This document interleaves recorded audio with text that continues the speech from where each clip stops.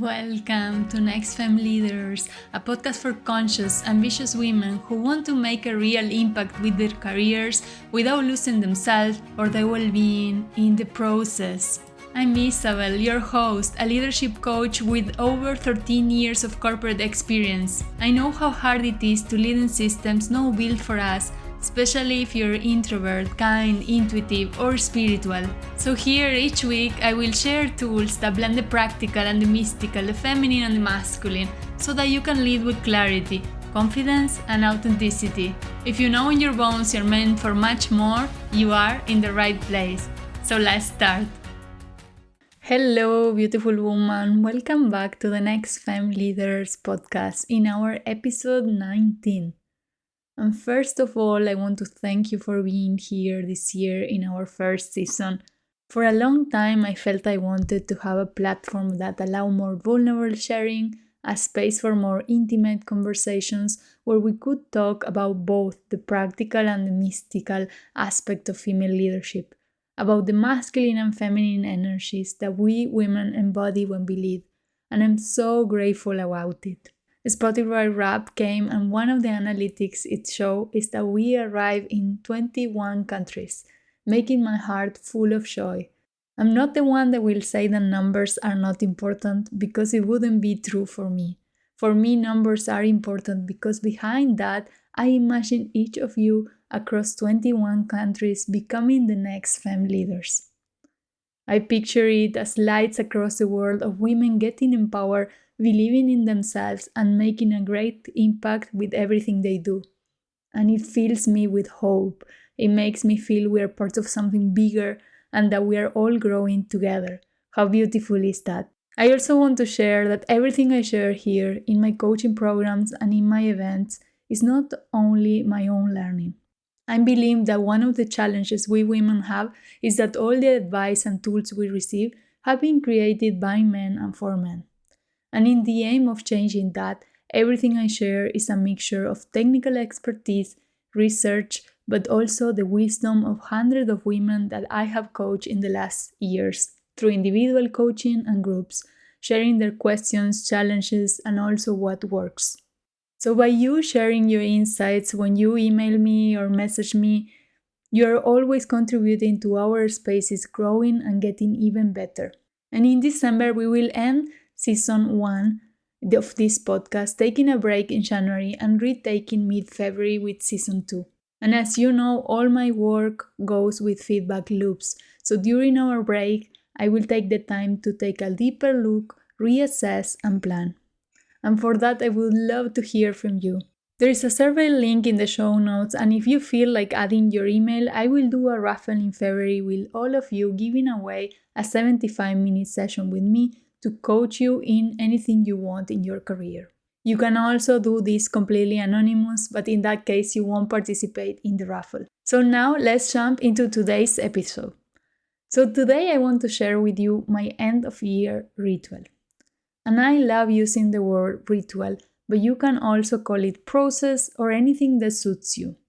But this is literally the process I have been following the last 6 years, and I honestly attribute most of my success, both personal and professional, to how I plan and close my years. And the reason I start this is because, as it might happen to some of you, I was so tired of creating a list of year resolutions that by February were completely forgotten. And then by the end of the year, I will look at them and just feel frustrated about the fact that once again, I didn't get what I said I wanted. And you might be wondering why it even matters to have a ritual to close and to open the year, because what will happen anyway. And I quite disagree with that. I truly believe that everything I have in my life today is a combination of intention, meaning to be clear on what I want and why, and aligned action, which is continuing to take actions to become the woman that I envision. You know, my belief is that our potential becomes exponential when we integrate the feminine and the masculine, when our clarity meets our movement, and when our alignment fits our courage. And that's my invitation for today. So the process I follow has 2 parts. The first one is completing the year, in this case, 2025. And the second one stepping into the new year, in this case, 2026. So we will have a second episode later in December for the second part.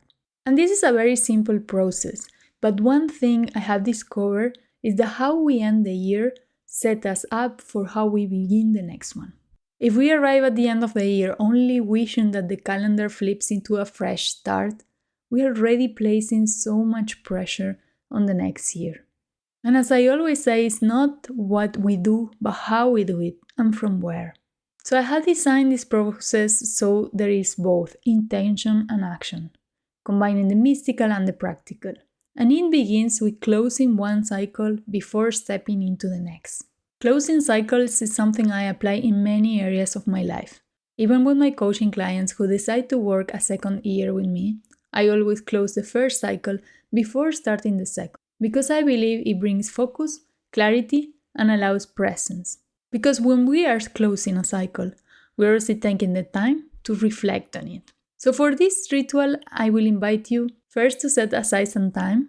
Depending on your plans, you might want to do it on the 31st of December, but personally I take time during December. And if I can revisit on the 33rd, I do it, but if not, it's also okay. So the first thing would be create a moment for it and prepare your space. I personally love to light candles, use crystals, flowers. You can use anything that makes it feel magical. I also use oracle cards and now also tarot cards for extra guidance during the process. Now I have 2 invitations for you before you start. The first one is to call in compassion. This is not a moment to beat yourself for everything you didn't achieve. And please try not to go into judgment, but approaching this and approaching yourself with curiosity, softness, and a beginner's mind. The second one is courage. This is about radical honesty, making the time and the space to look inward without blaming any external situations, and taking full ownership of your year, your choices, your actions or inactions, of your own process. And to support you, I have created a Closing 2025 workbook. You will find the link in the show notes. We're also starting a monthly newsletter where we will share insights, tools, and news about the Nextfem Leaders community. So sign up for it and receive your workbook and be part of this beautiful community. Now, let's go step to step into the process. Step 1 is to remember what happened this year. It's so easy to forget what happened in one year. So my invitation is go month by month. I personally take my phone and I look through my pictures and they help me remember things I already forgot. And I always get surprised. So while doing this, start asking yourself, what happened this year? What did you experience? Who or what helped you grow? I always say we don't need to go to the Tibet to find the best teachers.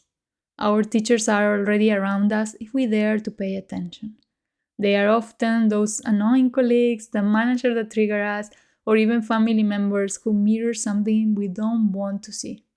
They bring us the exact lessons that we need if we're willing to look at them. So my invitation here is to go month by month, reflecting what happened each month. Who did you meet and which were the lessons? Step 2. Once you have more clarity on what happened in the year, my question would be, what are you grateful for this year? So our brain has something called negativity bias. And it means it prioritizes what felt painful or difficult over what was beautiful or supportive. This is a survival mechanism we have.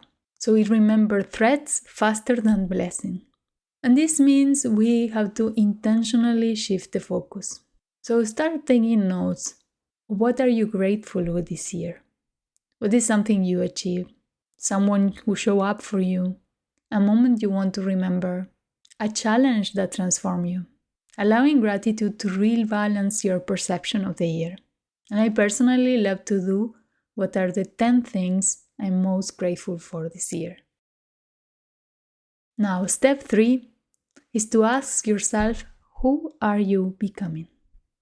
I absolutely love this question, and if you know that my coaching program is actually called Becoming Her. And this is something that I have been talking a lot with my clients this year. Many of the women I coach are leading in areas of transformation, sustainability, DEI, learning and development, people and culture, innovation, etc. And they usually represent new ways of leading, what I call conscious, ambitious women. This kind of new female leadership that is emerging.